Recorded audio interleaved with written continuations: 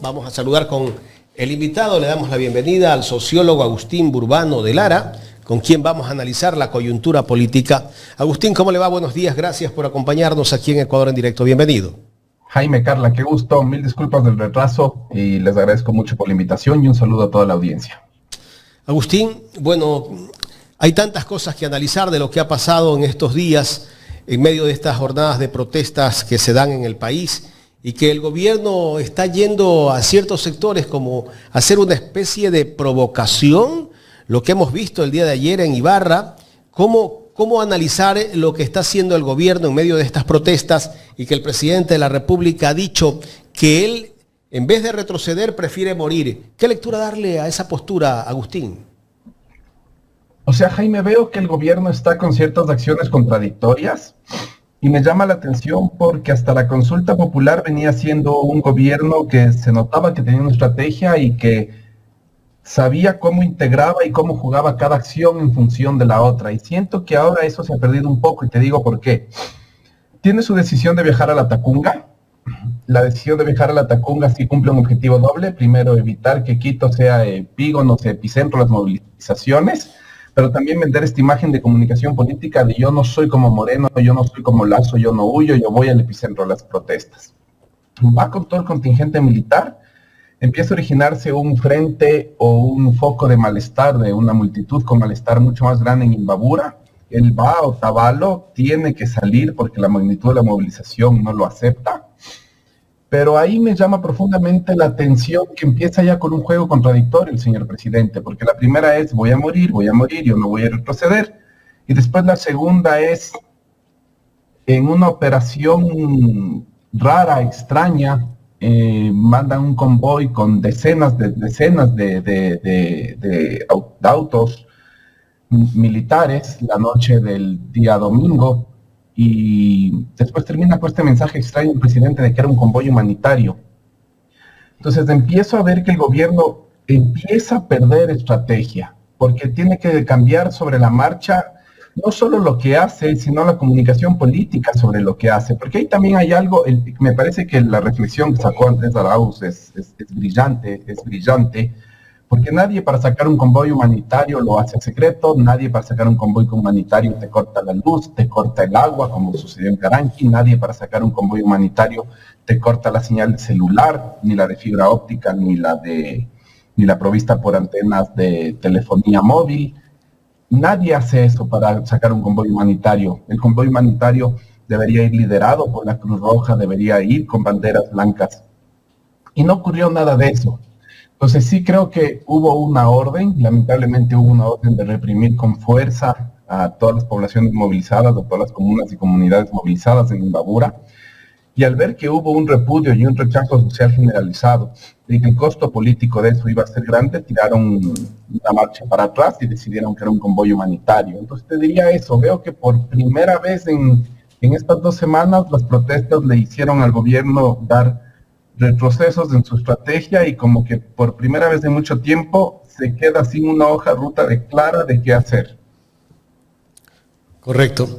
El asesinato del comunero Efraín Fuérez podría ser tal vez la pólvora que se enciende en medio de estas protestas y que de pronto las protestas desde ayer están tomando más fuerza en el país. Hemos visto cómo otras provincias se están sumando a este paro nacional indefinido.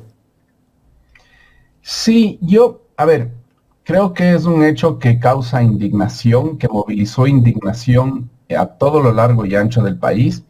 Y causa indignación, yo te diría, Jaime, por 3 razones. La primera, porque molesta y molesta muchísimo y es profundamente injusto que se tilde de terrorista a una persona, a cualquier persona, en este caso Efraín Fuérez, a una persona que se está movilizando por ejercer el derecho a la libertad de protesta, por ejercer el derecho a la libertad de expresión. Indigna que cualquier persona que quiera ejercer su derecho a la legítima protesta, a la libertad de expresión, sea tildado de terrorista. Segundo, conmueve mucho porque es un asesinato que queda grabado en cámara y conmueve mucho la manera en cómo el amigo de Efraín, cuando quiere socorrerlo, es brutalmente, pero brutalmente golpeado por fuerzas militares. Entonces, conmueve porque no es justo que una persona asesinada de manos del Estado por el simple hecho de decir lo que piensa o de ejercer el derecho a la resistencia y a la legítima protesta sea asesinado brutalmente por el Estado. Conmueve porque el amigo que lo socorrió fue brutalmente violentado por el Estado, y conmueve también por las posteriores declaraciones que da la esposa de Efraín Fuertes, la viuda de Efraín Fuertes, porque ella comenta: mi esposo no era terrorista, no era malo. Esta es una cita que saca Wambra Medio Comunitario de una entrevista, estoy sacando de ahí, pero la esposa dice: mi esposo no era terrorista, no era malo, mi esposo era una persona trabajadora. Yo tenía que sembrar en el campo y me dieron la noticia de que le habían disparado. Pensé que no era nada grave. Después me dicen que ya no tenía signos vitales. Cuando llegué al hospital, yo no me pude despedir de mi esposo. Y esta es la parte que también, las cosas de la vida y de la injusticia. Yo serví a la empresa Pinto 17 años. He de constar como una buena trabajadora y ahora me quitan a mi esposo. Nosotros no salimos a matar a nadie, nosotros salimos a protestar lo que es nuestro. Ese es el testimonio de María Guitarras, esposa, ahora viuda de Efraín Fuertes, quien exige justicia por su muerte. Entonces yo no sé si sea lo que va a encender la pradera, pero sin duda es uno de los acontecimientos que condensan la mayor cantidad de injusticia en este paro, y ciertamente eso siempre da fuerza moral y economía moral a las personas que están en proceso de movilización. Si este paro no tiene un diálogo entre el gobierno y los manifestantes, los organizadores del paro, los dirigentes, no solamente el sector indígena, sino muchos sectores, incluso también de la costa, ¿qué va a pasar, Agustín? ¿Hacia dónde va el país?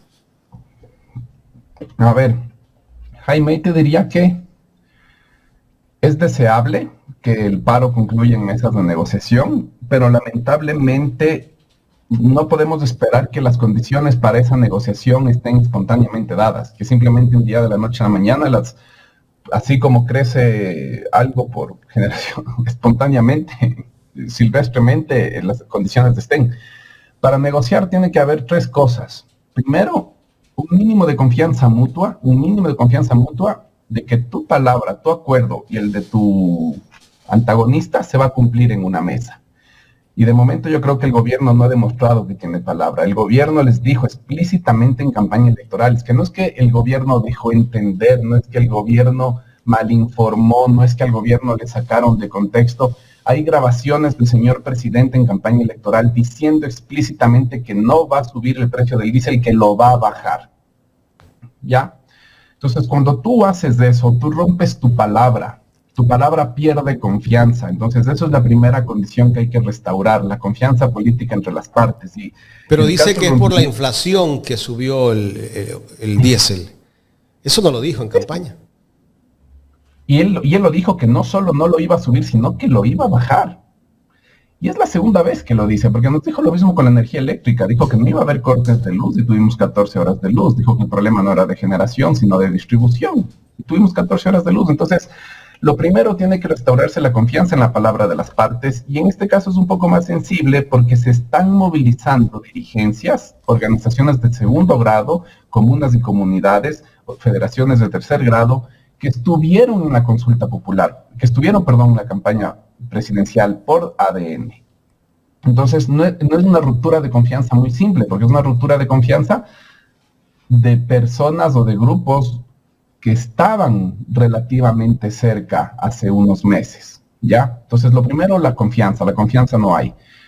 Lo segundo, el gobierno quiere diferenciarse, distinguirse de los dos gobiernos que le fueron precedentes, de Lenín Moreno y de Guillermo Lasso. Casi les digo Guillermo Moreno y Lenín Lasso. Es casi lo mismo. Sí, es casi lo mismo. Pero te decía que tiene que diferenciarse, y el gobierno no entiende que hay dos maneras de momento de diferenciarse, porque la primera forma de diferenciarse, y la que está sosteniendo el gobierno, es: yo no voy a ir en negociación porque yo no soy débil como ellos, ¿ya? Lo curioso es que si quisiera diferenciarse de Moreno y de Lasso, también lo que tendría que hacer y podría hacer es convocar rapidísimo a una mesa de negociación y hacer que los acuerdos de la mesa de negociación funcionen y se cumplan, lo que no ocurrió ni con Moreno ni con Lasso. Entonces ahí está la segunda condición. Yo creo que el gobierno está entendiendo bien su rol y cómo podría diferenciarse de Moreno y de Lasso en esta coyuntura. Y la tercera razón por la cual no creo en este momento que pueda darse diálogo es porque las representaciones políticas, sí, verás, yo veo lo siguiente, Jaime, y no digo necesariamente que me parece malo, la realidad es lo que es.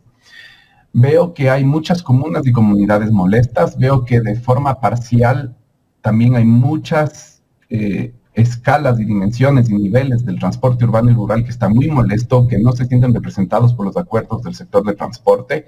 Hay que ver los dirigentes del transporte en los próximos meses, en las próximas semanas, cuántos hijos e hijas se van de cónsules a dónde, cuántos se van de consejeros en las embajadas de Ecuador en otros lugares. Hay que parar bola a eso, hay que parar qué puestos están teniendo en el Ejecutivo, ojo. Pero eso solo contenta a unos cuantos nada más.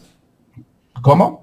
Así estaría contentando unos cuantos y el resto. Pero hay sectores descontentos del transporte rural, del transporte escolar.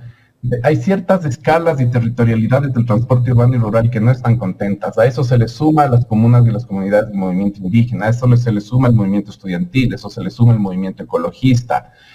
El gobierno de la noche a la mañana se abrió una multiplicidad de sectores en contra. Todo el sector antiminero, que tiene un poco grande en Cuenca, pero no es el único. Todo el sector estudiantil, todo el sector del transporte, y no todo el sector del transporte está satisfecho con las demandas ni representado por sus dirigencias. Gran parte del movimiento indígena. Entonces el gobierno de repente se abrió muchos frentes, y esto es lo que te iba a decir, la tercera razón por la cual de momento no creo que hay condiciones para el diálogo, y es porque para tú unificar las demandas y las agendas de esos diferentes sectores, sus problemáticas, tienes que ir enhebrando un discurso político que junte una a la otra, que teja una con la otra, que haga un gran poncho entre unos y otros. Ese actor político, ese liderazgo político en el 19 y el 22 fue Leonidas Diza. Hoy en día hay un vacío de liderazgo en ese nivel, en ese espacio. Entonces, hay una multitud fragmentada, dispersa, movilizada, con mucha intensidad, con mucha legitimidad detrás, con mucha fuerza moral detrás, muy digna, pero no hay un liderazgo político que enhebre y las articule, y cuando no tienes eso, también es difícil llegar a una mesa de negociación con una posición de conjunto, porque lo que hay ahorita son demandas y tesis específicas de todo el movimiento ecologista que está defendiendo el agua, de la minería. Hay todo un conjunto de demandas del sector del transporte, hay todo un conjunto de demandas del movimiento indígena. Se retoma el pliego de junio del 2022, los 10 puntos con ciertas adiciones, pero está faltando ese liderazgo que haga de paraguas para todo el descontento. Y eso sí dificulta el proceso de negociación también. Eso sí dificulta el proceso de negociación. Veamos cómo sale esto, Jaime, porque también las experiencias de las negociaciones del 2019 y 2022 terminaron siendo un fracaso y una pérdida, y eso erosiona la herramienta de la negociación en sí, porque si las negociaciones del 19 y del 22 no dejaron nada para los sectores movilizados, uno ya no piensa en negociar. Entonces, ahí también hay que construir ciertas condiciones y ciertos mensajes que siembren confianza en ese proceso. Carla. Sociólogo, buenos días. El presidente Daniel Noboa se confió de su supuesto baño de popularidad, ese que dice tener en las redes sociales, porque no le veo yo, al menos, no sé si usted me lo puede aclarar, una ruta clara en su accionar. Usted decía, bueno, ahora vemos cosas contradictorias. De repente, y él pensó que podía manejar con sus cortinas de humo el tema de la elevación del diésel, eliminación del subsidio. Él pensó que lo podía, y no pensó en el costo político, social y económico que tiene ahora. Yo creo que sí, Carla. No creo que solo es de él personalmente. Yo estoy convencido, estoy seguro y tengo información. El gobierno tiene un think tank de estrategas muy poderosos, comunicación política y que sabe de operación política. Y el gobierno tiene una hoja de ruta muy clara y tiene inclusive espacios extrainstitucionales donde se le realizan las reformas normativas que tiene que ejecutar. Y te digo esto por lo siguiente. ¿Cómo veníamos? Veníamos con las preguntas por la consulta popular, después las preguntas en la consulta popular por la conformación de una asamblea constituyente, toda la bronca contra la Corte Constitucional, veníamos con el bloque de reformas que están privatizando la cartera asegurada, Esto es una vergüenza, lo del banco, Lo del BIES. Lo del banco del BIES, que es una vergüenza, es escandaloso.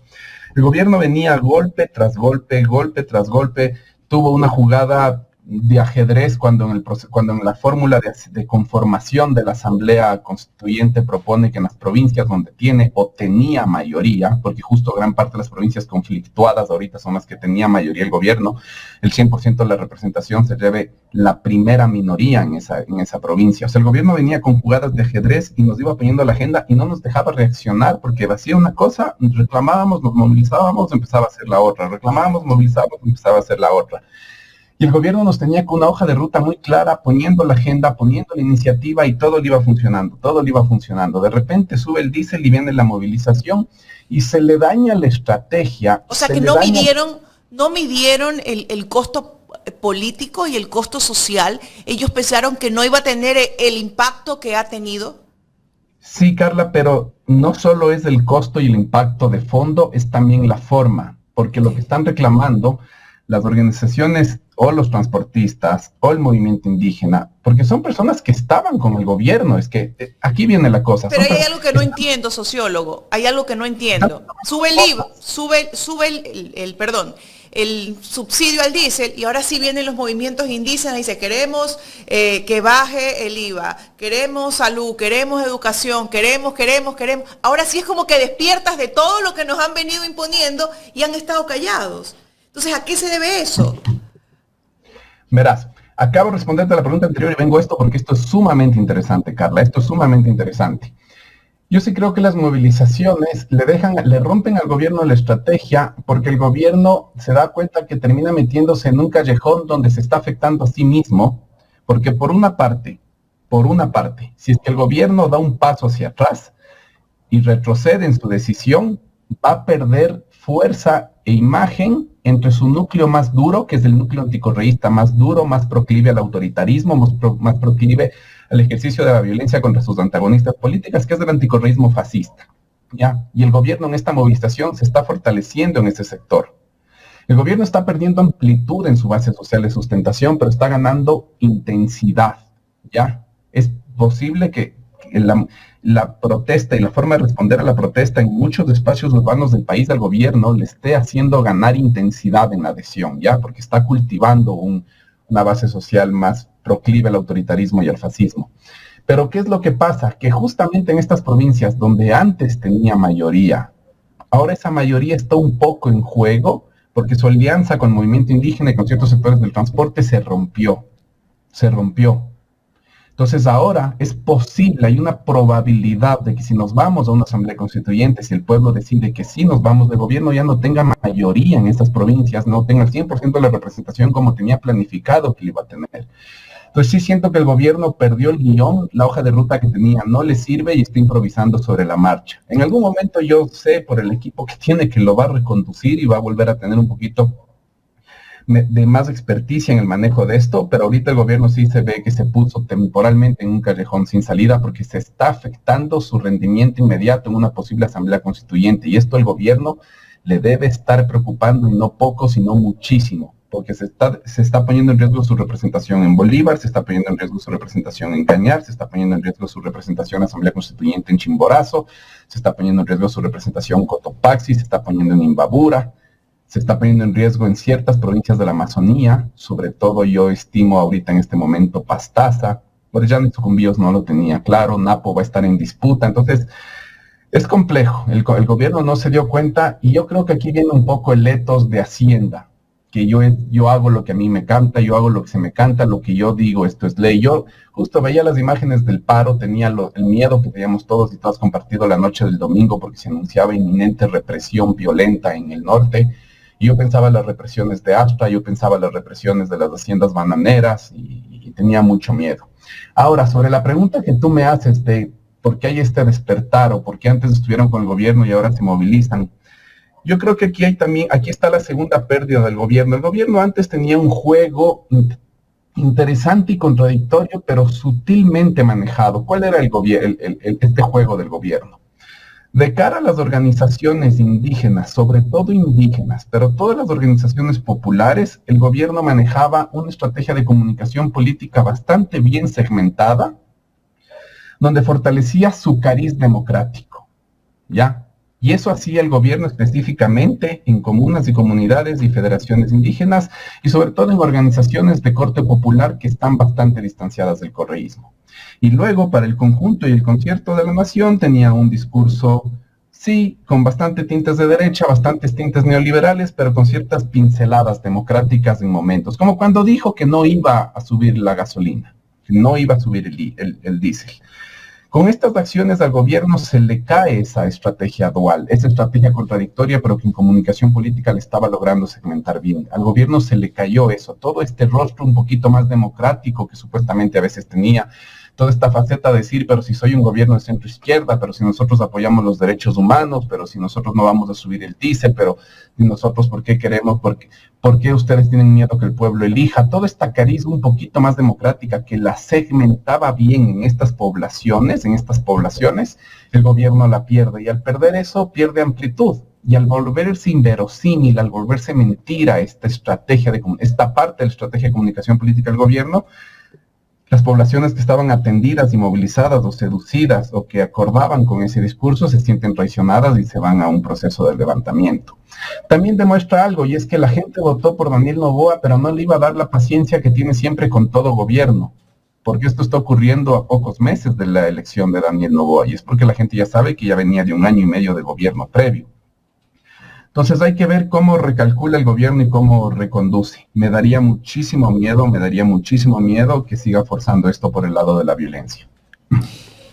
Agustín, ¿hasta cuándo crees que este gobierno pueda tener el respaldo de las Fuerzas Armadas? Porque lo ha venido teniendo, ¿no?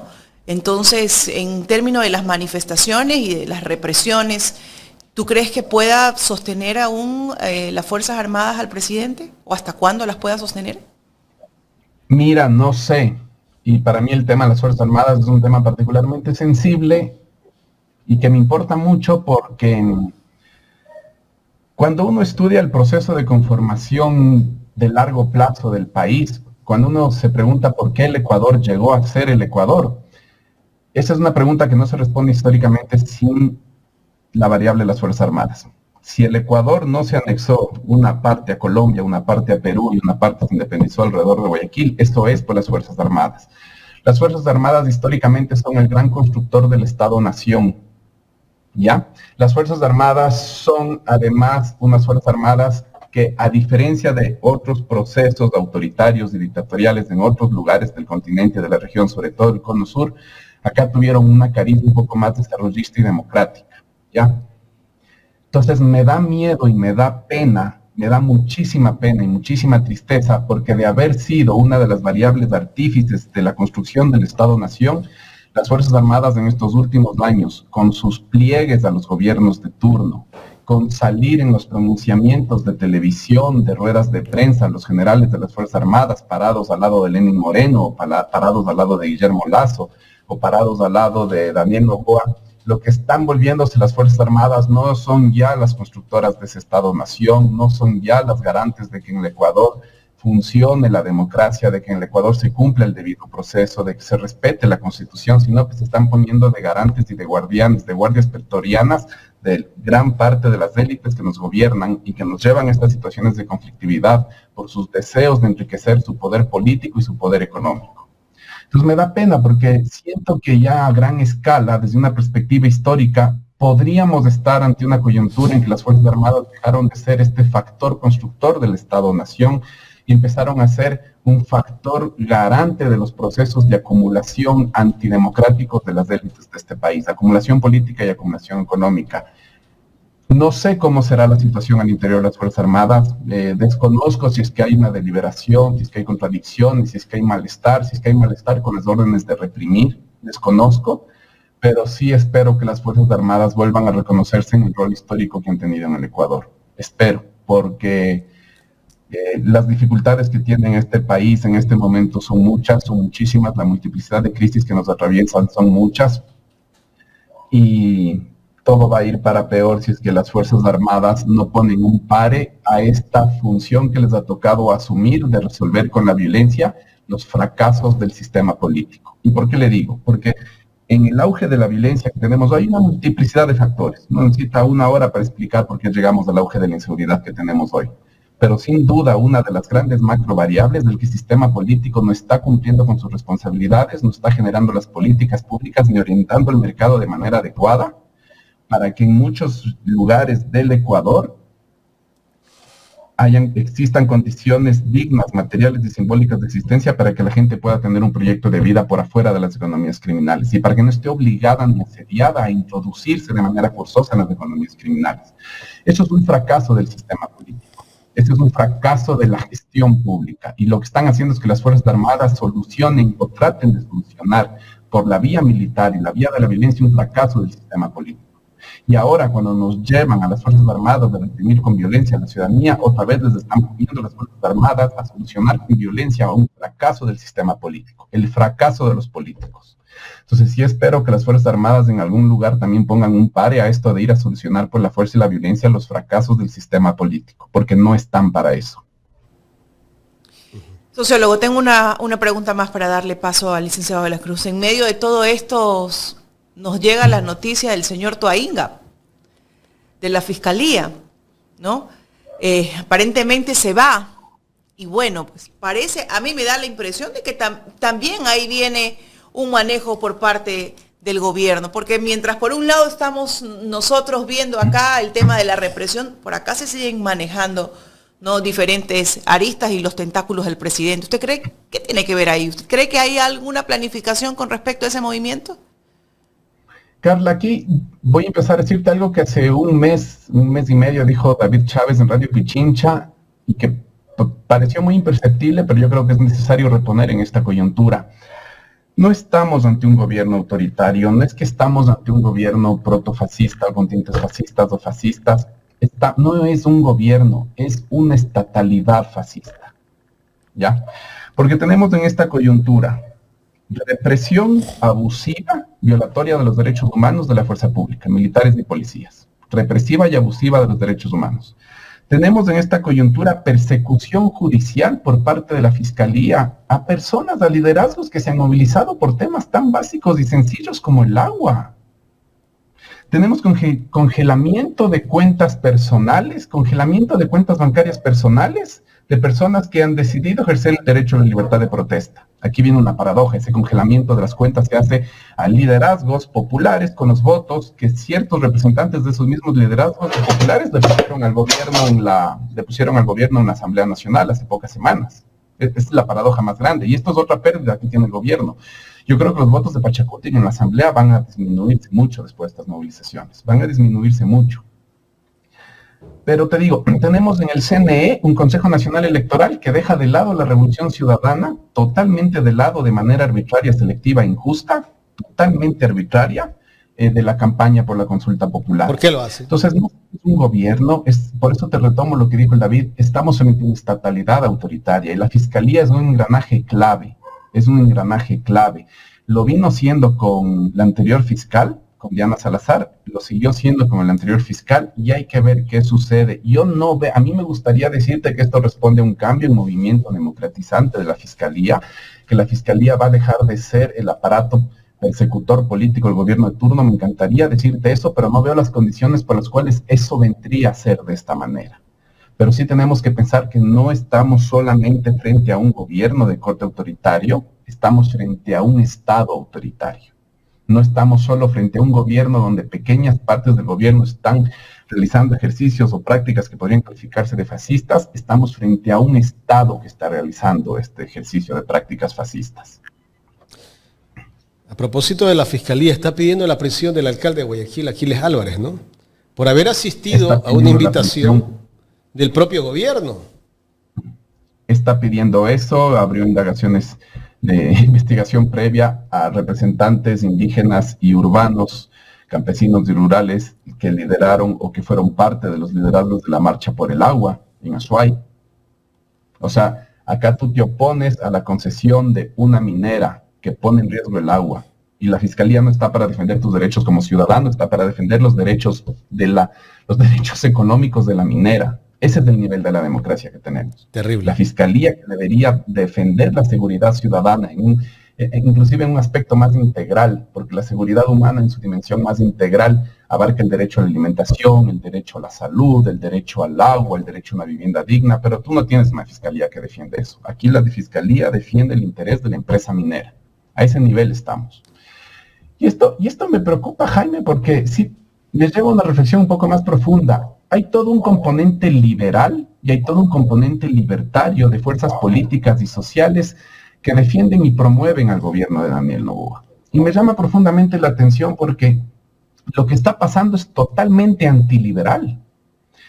Cuando el liberalismo empieza a contestar en los siglos XVIII, en parte del siglo XIX, a los gobiernos absolutistas, a los gobiernos autoritarios, absolutistas, totalitarios, lo hace con una bandera que una de esas banderas es el concepto de seguridad ciudadana. ¿Por qué necesitaban el concepto de seguridad ciudadana? Porque los reyes despóticos, absolutos, totalitarios, tenían el derecho y la potestad de decidir sobre la vida y la muerte de todos sus súbditos y de todos los ciudadanos o ciudadanas, si es que eran opositores políticos o no.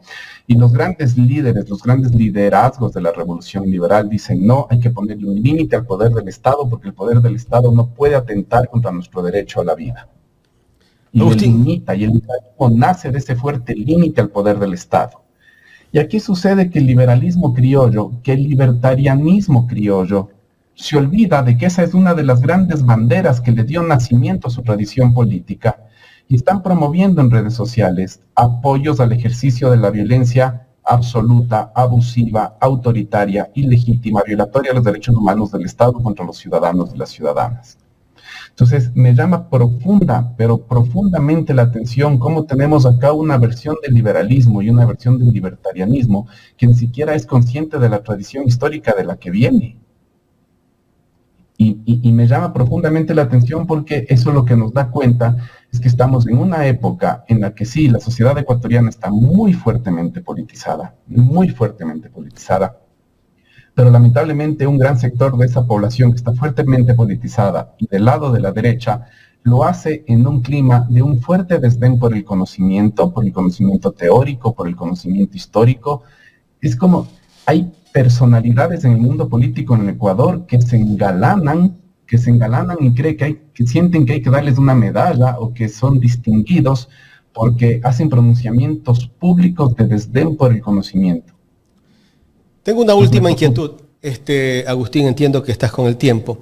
¿Qué lectura darle a lo que ha hecho el gobierno o alguien muy cercano al gobierno, un asambleísta alterno de ADN que ha comprado 2 medios de comunicación?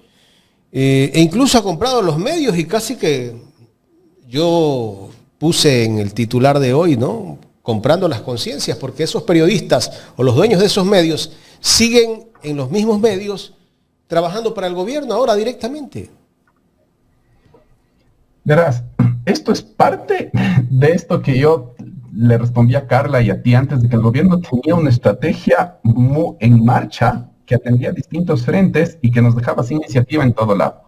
Mientras pasaba lo del BIES, mientras pasaba lo de la Corte, mientras pasaba la convocatoria a la Corte, el gobierno en agosto compró 2 medios de comunicación, una radio y La Posta.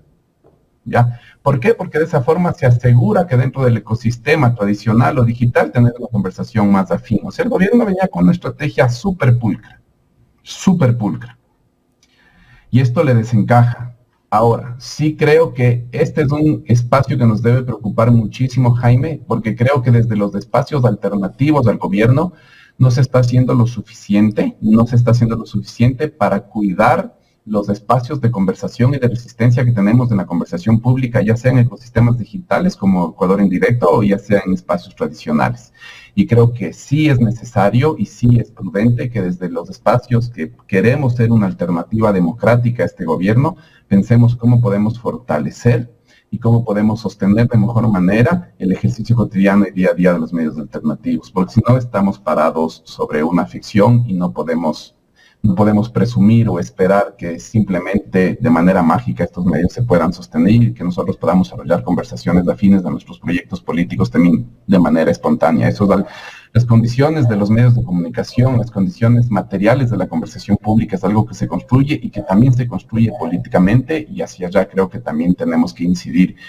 todos quienes queramos una alternativa democrática a lo que nos está pasando y que queramos llegar a las próximas elecciones en una mejor posición para poder ofrecerle a este país promesas de un Ecuador más digno, que con las vías y las recetas que estamos aplicando del Fondo Monetario Internacional en este momento no las vamos a cumplir.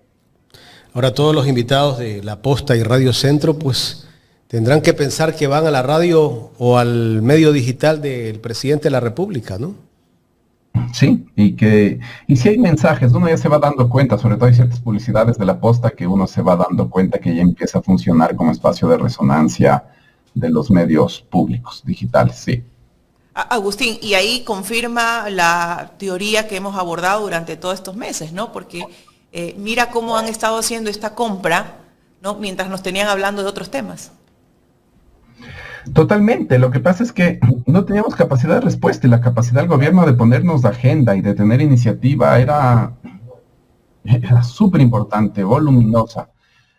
Por eso sí creo que esto es algo que no tenía en su radar, que le descoloca, que le rompe la hoja de ruta y veamos qué decide. Sí creo que no todo es pérdida para el gobierno, sí creo que el gobierno va a ganar en términos de intensidad. Sí creo que va a perder la cobertura y la amplitud del acompañamiento y de la base social de sustentación que tenía, pero va a ganar intensidad en sus núcleos más duros, y eso significa que lo que nos tiene que esperar de aquí en adelante es, si ya veníamos de una situación política muy politizada y muy polarizada, ahora eso se va a politizar y se va a polarizar más.